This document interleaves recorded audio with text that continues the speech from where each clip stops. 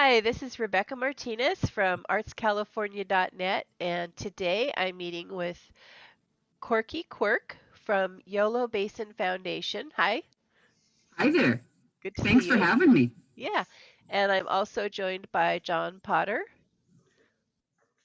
Good. And I don't know if you caught our last show in which we promoted the Yolo Basin scavenger hunt. But it Yeah. was an event that was posted on our calendar and caught our fancy, and it looked like it was a lot of fun, and it has started, hasn't it?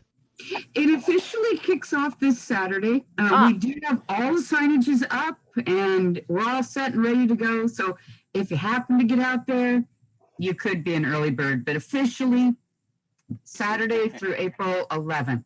So it's Okay. crossing spring break for all of the different school districts in our Sacramento and Yolo area.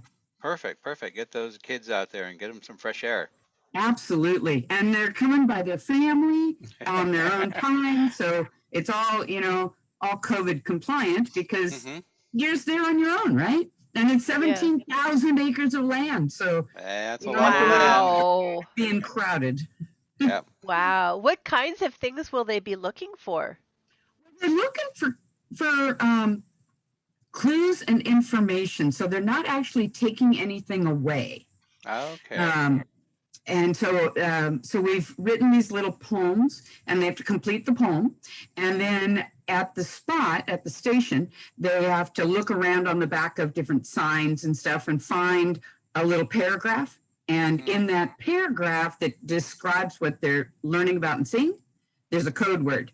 They record the answer to the riddle and they record the code word, and they can either do that on a piece of paper or they can do it electronically if they're using their phone or tablet or whatever. Submit it, and then if they complete at least 5 stations, their name gets entered in a drawing. And we do have several prizes, including tickets to our Bat Talk and Walk programs for the summer. Oh, Oh, the Bat Talk and Walk programs are just fantastic. I love that. Yeah, that's You so should have much brought that fun. with me today, right? Uh-huh. When uh, when do the bats arrive? Actually, a lot of them stay all year. They're just in torpor, Oh, which is very similar to hibernation. okay. And there, there's some that certainly the population increases when it gets hot. If you think agriculture, heat of the summer, lots and lots of insects. bugs, yeah. So, yeah, exactly. So we do pull in more bats from like the Bay Area and some of the surrounding areas in the summertime. Is there any estimate of how many bats are there at the height of the summer? Yeah. So at the height, we estimate about 250,000. Wow. Yeah. And what kinds of bats are they again? So they're mostly the little Mexican free-tailed bat, which is about the size of my thumb or maybe a little bit smaller. Small. Uh-huh. And then we do have some bats that are big brown bats, which are about the size of my thumb, a little bit bigger. And we also have a bat under there called the Yuma bat, and it's tiny. It's maybe half the size of my pinky. Wow. Yeah, and those are your mosquito eaters. So those guys are really happy flying over the wetlands. Right. Yeah. And the wetlands are home to many particular creatures and plants, aren't they? Absolutely. And some of those are the things that people will be looking for to learn about. Like, for example, one of the stations, there's frequently scat, animal droppings, right? And so you have to look at the clue card and determine what kind of animal may have visited based on the scat that's sitting out there. Uh-huh. Sound like a Where's Waldo type thing. Absolutely. Yep. Uh-huh. And it sounds like it's pretty good for kids of any age that have the attention span to stick with it for however long they would want to. Yeah. So we figure 5 stations would take around an hour, maybe an hour and a half. 10 stations, a couple of hours, unless they decide to go on a hike while they're there or something like that. And then maybe it's a half-day program. So do you have the map online? Is there a map online? Yeah. So our website is yolobasin.org. Okay.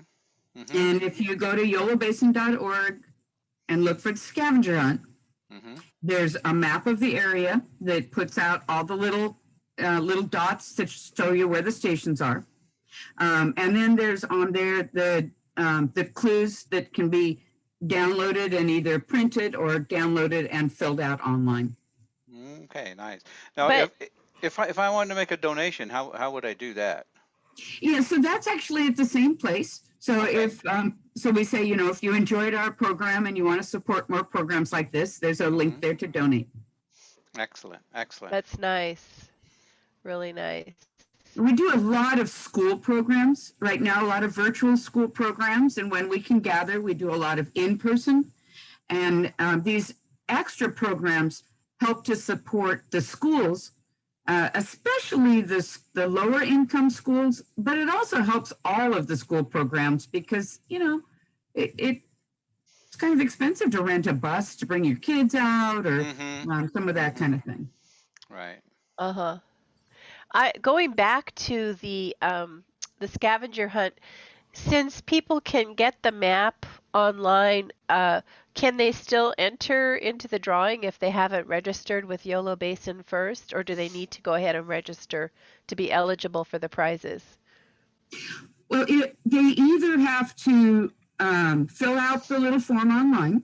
Okay, online. Okay. Yeah, okay, or if they fill it out by paper, they can take a photo of it and email it to us. Okay. All right. Okay. Right. Good. Well, that's great. It looks like you have a lot of things going on right now that have to do with the vernal pool. We do. We were able to get a grant from the state parks. There's some vernal pools that are in the Davis area at Grasslands Regional Park that are protected, state and federally protected. We have endangered species that have been found there. And so we have this grant to do some outreach for people to learn more about vernal pools in general, and then in particular about these threatened and endangered species at Grasslands Regional Park. Oh, nice. Nice. Yes. So, and these programs, you can find about these programs on your website at yolobasin.org. Yes. We also are doing virtual tours of the wetlands right now, and then starting in May, we're going to start doing small group in-person outings and beginning to get people out. People will have to register because it will be a limited number of people that can attend. Right. Historically, our programs have been, for the wetland tours, have been drop-in. And so, anybody that wants to come just shows up. But because we do have to keep track of numbers so we don't have too many gathering, we're requiring registration. Okay. Good. All right. And it's a donation based also, so it can be free, or if you enjoy the program, we do ask that you support us. Excellent. I noticed that you also offer volunteer opportunities on the website. You betcha. You betcha. We have volunteers that do all kinds of things for us. We had volunteers today that drove around checking out the scavenger hunt, making sure we put the signs in the right place, and that we didn't have anything that we missed that could be a concern. We have volunteers that help when we do our summertime bat programs. Our virtual school programs are led by volunteers. Behind the scenes stuff, all kinds of stuff. Okay. Right. Now, I also noticed that you have a membership. I can become a member of the Yolo Basin organization there. What do I get for my membership? So for your membership, you would get some of the things that we discussed that we ask donations for. Some of those are free. Sometimes we do ones that are just specifically for members. So again, like with the vernal pool program or with the bat talk and walk program, sometimes winter bird watching programs where it's just just members that are invited to those kinds of things. So I get to see a lot of the behind the scenes type stuff. Yeah, and know that you're helping get out information about wetlands, why they're important, why they're here, the role that they play for us, not just for nature, but for people too. You know, and people don't always remember that, this is flood protection for people. Wetlands help to filter water, so it helps with clean water. Many of the foods that we enjoy are dependent on wetlands, things of that sort. All right, great.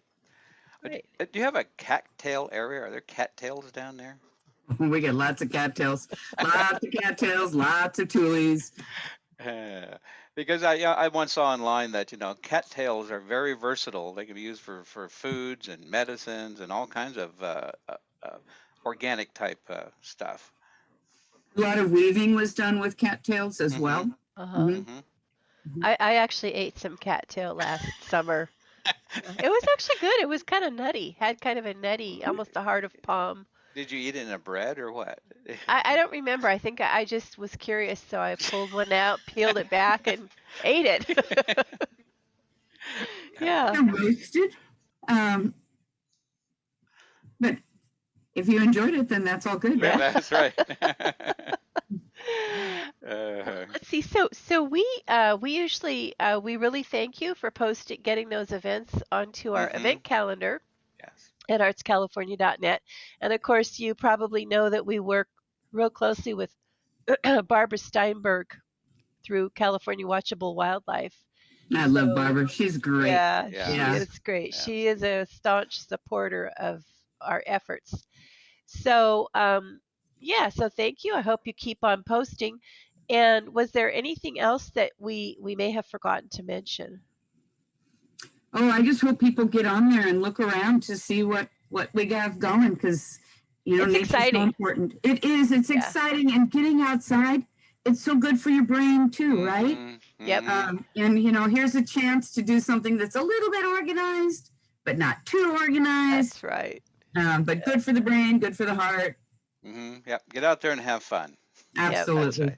Yep. Right. Yep. Well, okay. Thank you very much, Corky. Thank you so much. All right. Thanks for having me. All right. Bye-bye. Bye-bye.